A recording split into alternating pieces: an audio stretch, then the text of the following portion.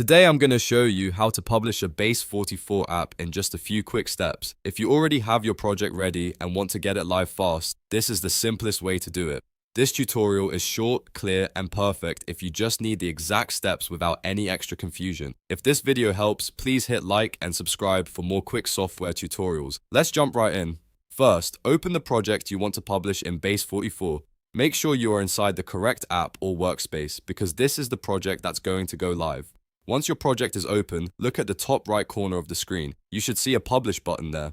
Click Publish. After that, Base44 will give you the option to publish or republish. If this is your first time putting the app live, choose Publish. If you've already published before and you've made changes, choose Republish. That's it. Once you click the correct option, Base44 will begin publishing your app. Wait for the process to complete and your app should be ready to access. So just to recap, open the project you want to publish, click Publish in the top right, then click Publish or Republish depending on your situation. That's the full process. If this saved you time, don't forget to like the video and subscribe for more Base44 and no-code tutorials.